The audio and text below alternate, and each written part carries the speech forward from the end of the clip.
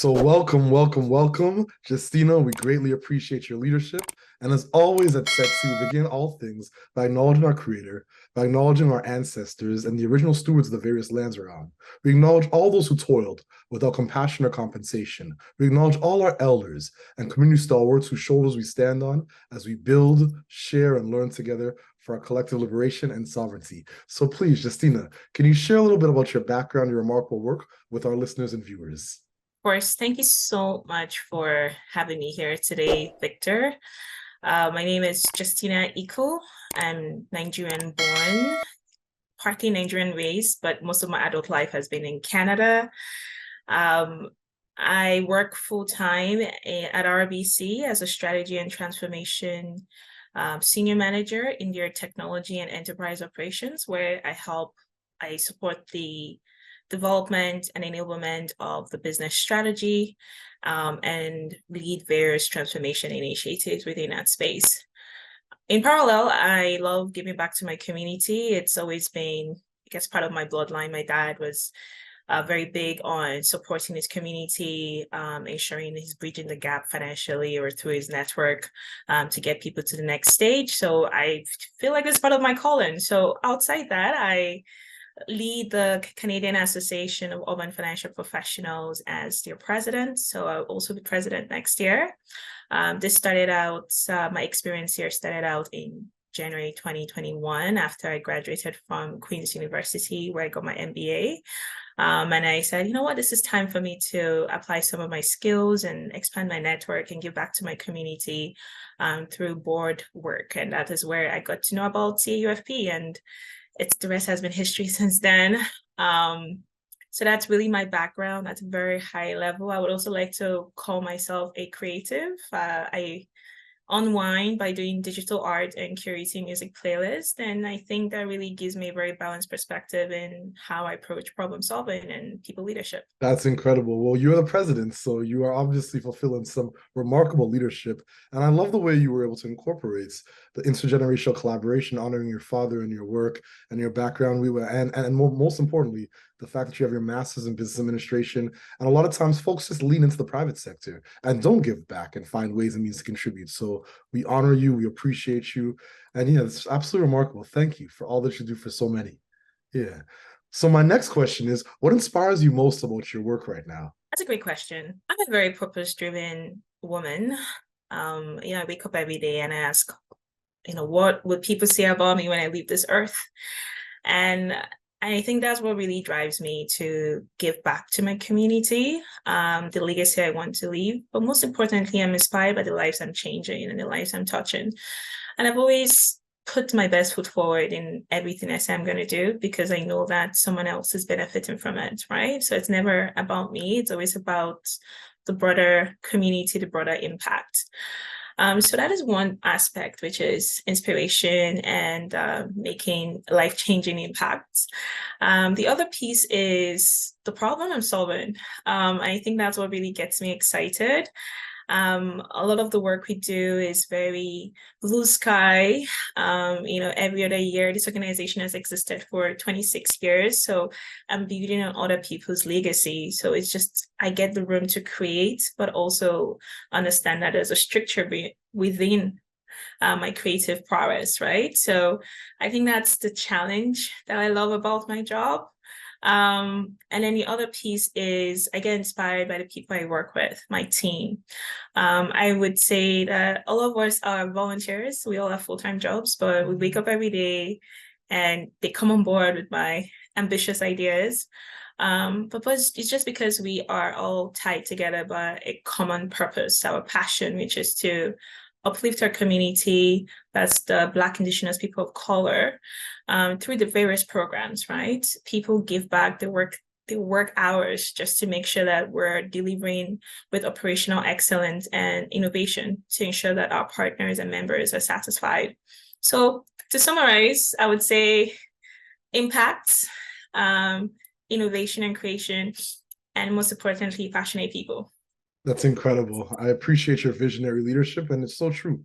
We're all future ancestors that are in the space of social impact, or anyone that's doing anything to try and leave this world a better place. So, you acknowledging that and working diligently every day at that, especially in a volunteer based organization that's existed for over 2 decades, almost 3 decades now, is truly phenomenal. So, once again, we give thanks for all that you do for so many. So, what challenges and barriers do you face in your work, and how are you and your colleagues working to overcome them? That's a great question. So a couple of challenges we're faced would be ability to get access to more funding so we can scale our programs and touch more lives, really. Um, and that is just because of how our organization has been set up over time, where it's been skewed towards corporate funding. And that is dependent on the organization's priorities and where the funding should go. And that's also dependent on your leadership and your ambition for that year. So sometimes we feel like we always have to play kind of catch up and make sure that our ambition is aligned with theirs. And there's a bit of like convincing that goes into why they should keep on sourcing or funding our initiatives. I personally think this is something that should always be on and should not waver because it's really changing lives, right? And I think unless that's a major challenge, because when you get access to funding, it can now solve underlying challenges like sustainable resourcing. So like you said earlier, organization is volunteer led, and people are on the board for an average 2 years, sometimes a year. And that continuation of strategy and vision might shift or waver depending on who is on the board and who's working in the enablement teams, right? But ability funding can get us consistent leadership, consistent full-time employees to take us to that next level. How are we solving this problem right now? I think I'm taking it twofold, right? So the first one is I have to work with what I have, but make sure that I'm doing it in the most efficient way. So it's ensuring that our organizations understand, our partners understand the impact that we're making and making that very clear on how their funding is being used and how we're measuring the impact within our community.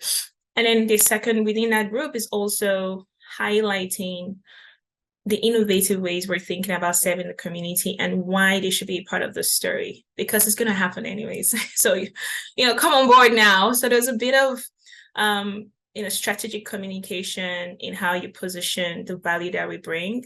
Not to talk about the fact that it's great to know that there's so many other organizations that have come to birth in the past couple of years who serve the Black community. And not just the Black community, also underserved communities in general. And organizations want to support, but like I said, it's limited funding. So it's like a cake, and like the more pieces you go, the less size, like the smaller the size, right? So there's that convincing of like, why should we get 3 pieces versus 1, right? So that's the one part. And then the second part is like how we're tackling this. It is thinking about alternative ways of funding and support, right? And this will tie into like government grants, also community partnerships that will require less capacity from my team, where we don't have to do a lot of the planning, but we work with upskilling organizations, mentorship organizations who can run these programs, and we provide a platform to highlight the amazing services, and we also service our members. So that kind of takes that away. And then the other piece is government funding. So we're working diligently to apply for different types of funding that would support initiatives for women, Black youths, elders, women returning back to work, newcomers, right? So that we can scale across all segments of the Black population. So that's really, I would say those are our main challenges and how we've chosen to tackle them. So that's a perfect segue and remarkable. Do you have a set of key priorities right now in terms of your work? Yes. Obviously, 2024 is coming. So I am thinking about where we're headed and why, and how do I bring my team along. But also how do I ensure that I am not here in terms of my ambition and my team is here, right? It's hard to pull them up, right? But also at the same time, how do we stay ambitious, right? So this year, our main focus was really ensuring we establish operational excellence, which is what we're known for with our partners and our members. We're amplifying our brand across all platforms, and we're connecting into the community, and most importantly, connecting communities, right? So 2024, our main focus will be on doing what we do best, but thinking about something else, like how do we scale and how do we now create tangible impact? Tangible impact in the sense of when people come to us, my goal is I want people to feel like their lives have changed. Is it that you met someone or you learned to scale? And we're very good at providing that connection, but I want us to be better at upskilling and providing people with the knowledge base, the soft skills, the hard skills to really feel confident to maximize those connections, right? Either in your current role or wherever they're going, but they feel like they have some type of direction. So I'm doing this by exploring partnerships. I mentioned this earlier, with upskilling companies. I'll focus on business analysis training, product management, project management. So we can do like cohort groups, and newcomers, for instance, would benefit from those. We partnered with a career coaching service that will provide group coaching on soft skills, hard skills, resume prep. And also for Youth Summit, which we have every year, we can do like a LinkedIn optimization for them and get them ready for that day of networking. We're also, most importantly, we're exploring mental health services with Black psychotherapists in our community. So I'm hoping we can get 2 mental health check-ins with our members every year. Maybe youths who are more in more disadvantaged situations will have 1 every quarter, right? But those are things that I feel like really makes or break your ability to grow, right? Wherever you are. Because I can give you access to all the knowledge and all the network, but if you're not in the right states, you can't do anything. It's like you're stuck mentally, right? It's like, why can't I? Why is nothing working? So I think that is like a major barrier to change. And it also ties into the holistic definition of health, which is mental, physical, financial, right? And I feel like most of the time we usually just tackle the physical and the financial piece. And our programs are usually like a means to an end to tick off those 2 boxes. But I'm like, what about the mental state? So I'm bringing that into the picture and hoping that eventually we can scale. And then the last piece is to really ensure that we are driving influence within our space, so within organizations. This whole organization started out because we didn't have Black professionals who are executives who are interested in financial services sponsoring us and also showing us the path to get there. And it's still a challenge. I'm sure you know the stats on like Black executives, female executives. So my goal is to bridge that gap eventually. So we do have a lot of our members who are advanced professionals who are looking for their next stage of advancement in their career, in their lives. So through the career coaching and women in leadership workshop we're going to be having, we can tick up that box. We're also going to focus on board readiness programs. Yeah, so we're exploring a partnership with ICD.D to see if we can come up with access to a membership where they can get some training and like broaden your network, and then look for more board readiness programs that are more general to like new grads or like mid senior level managers who want to get on board and get that board experience before they get the ICDD designation. So it's just tackling it from those levels where, as you can see, it's very, very like targeted, and people come in and they know what you're getting, right? So that's really my plan for next year. That's incredible. So my second last question, what is your ultimate goal and what does success look like to you and your colleagues? I think once my tenure is over, I want to be able to say I helped X amount of people get more confidence in your current role, get more confidence, transition into the next job, get access to scholarships. They were able to come to us and say, you really took me from point A to point B. That to me, that's success, like outcomes, things I can measure.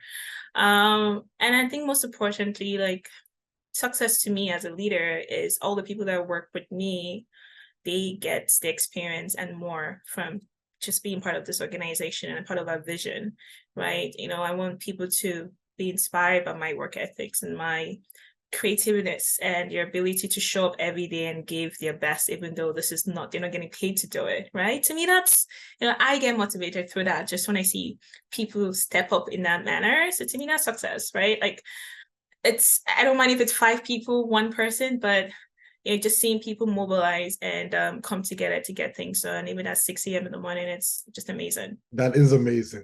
Truly amazing to run a volunteer organization with such breadth, scale, and scope. And the amount of students, post-secondary, college, university students that you've engaged over the past 26, 27 years is truly inspiring. I've attended events before. I've seen the work on LinkedIn, on Instagram, on social media, and I'm just always inspired by your work and your diligence. So my last question is, do you have any calls to action or closing thoughts for our listeners and our viewers? Honestly, change starts with you. I know it sounds so cliche, but get involved when you can. I think it's so easy for us to get caught up in our own world and what's not working, and think about how to solve your problems. I find that when you're helping other people in the process, you find ways to solve your problems. It's just like this weird balance of nature of how things work. That's a call to action. So that said, follow us on LinkedIn. It's called CAUFP on all social media platforms. Get involved with our programming, volunteer with us. I actually have some board roles open and some roles in my enablement team open. Reach out if you want to learn more, to be part of this amazing journey and the impact we're making in our community. And last but not least, I would say we have our year-end gala coming up on November 25th. I don't know if this video is going to come out before then, but we'll probably have it again next year. What this gala represents, I've taken it from just a holiday event to a cause. And the cause we're supporting is settlement services for African asylum seekers, ensuring that we can raise funds to give them a home, a temporary home, while they're getting the skills to settle into the country. This is also why we've partnered with psychotherapists to ensure we can even connect them to like mental health services so they can be well equipped in the right mindset to tap into these opportunities we'll be providing. So if this video comes up before November 25th, please attend. If not, look out for it for next year, because this is an ongoing initiative that we plan on rolling out with other community members. But nonetheless, final words, it's be the change you want to see and get involved when you can. I'm going to get involved. I'm going to make sure this video is posted before the 25th. Okay. You have my word. I'm going to make sure. I'm going to call the team today.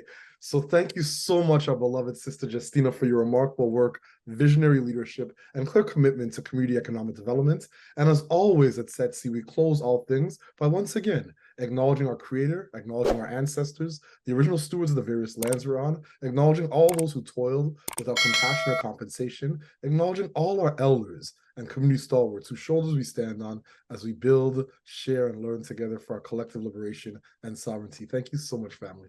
Really appreciate you. Thank you so much, Victor. This was amazing. Pleasure.